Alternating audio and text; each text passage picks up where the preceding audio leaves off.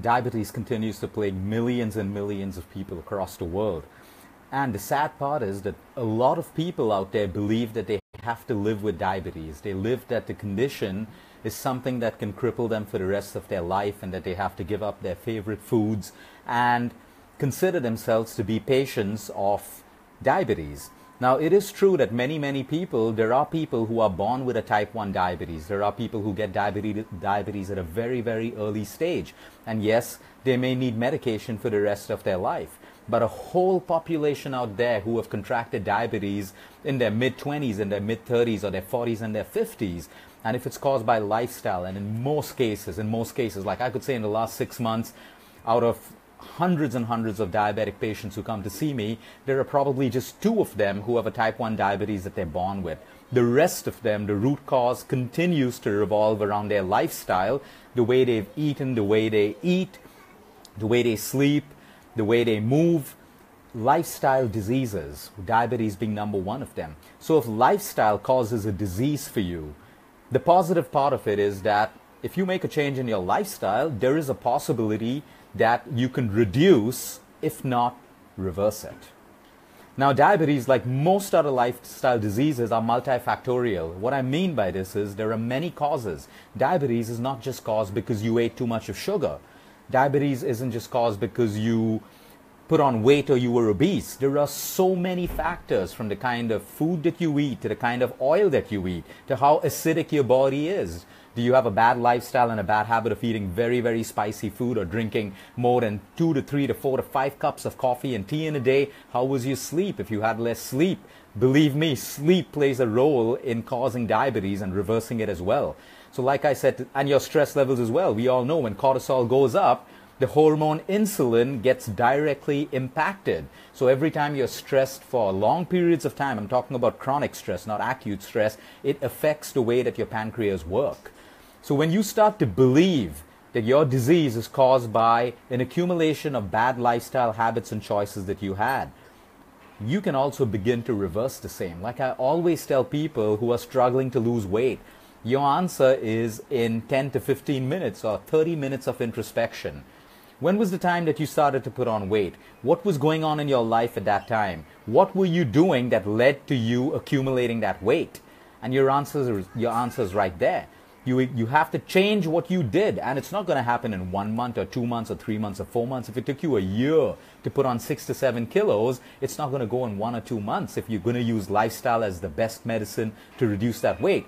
But coming back to diabetes, over the last 1 to 2 years, there are several lifestyle changes that we've helped people to reverse their diabetes or reduce their dependency on drugs in a safe way.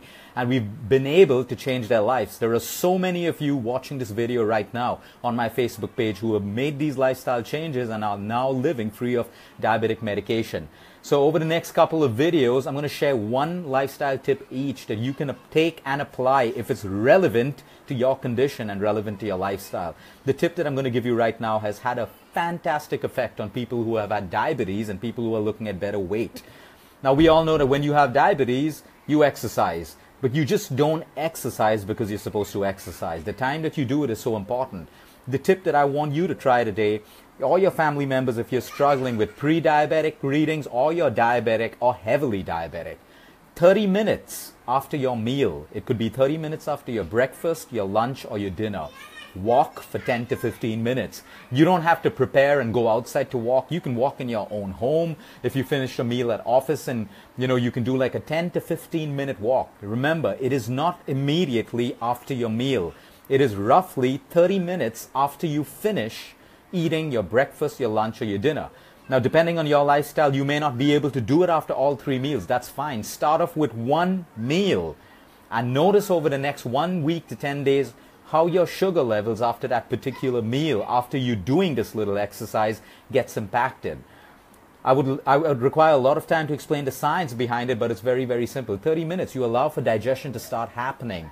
And by the time your pancreas are producing insulin to break down your blood sugar levels that have already increased in your blood, you've started circulation through minimum walking. And that circulation helps you balance your insulin hormone. And number two, it helps your cells effectively use the insulin that's being produced. So diabetes is not just about your pancreas not producing the right amount of insulin.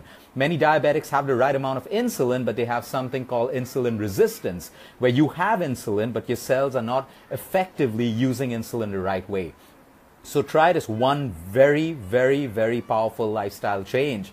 It's better than a medicine, but this is not a reason or a lifestyle tip for you to replace your medicine. It's motivation for you to know that if you do this constantly for a while, you will see that your sugar levels get dramatically impacted in a positive way.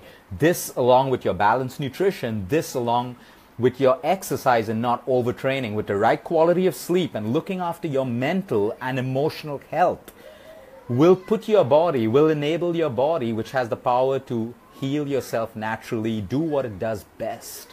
So you may want to start it after breakfast or lunch or dinner, and if you can get all three of them in, fantastic. I don't have diabetes, but I like to walk for that 10 to 15 minutes after every meal, because better control of your sugar levels means better weight control. It means better circulation. So I plan 3 to 4 phone calls with my clients or anyone 30 minutes after my meal, so I know I have something to do and I can walk and take those phone calls. So I have I've planned work which requires me to walk for 15 minutes after my meal, and that's the same thing that you can do, or find some other creative way for yourself to walk 15 minutes, 30 minutes after your breakfast, lunch, dinner, or all of your meals. Try this lifestyle change. Let me know how it works for your blood sugar levels. Remember, it's not going to work after the first or second or third day. Do this consistently. Make it a habit. And I can promise you, you will see that your blood sugar levels get better if you do this along with all the other lifestyle changes which you know is good for your sugar levels. Just reducing your sugar will temporarily bring down your sugar parameters on your report. You want to get to the root cause, address the root cause, so that the side effects of your medication do not harm your body and your organs for the rest of your life. Have a good afternoon, everyone. Have a great weekend. Until next time, eat smart, move more, sleep right, and breathe deep.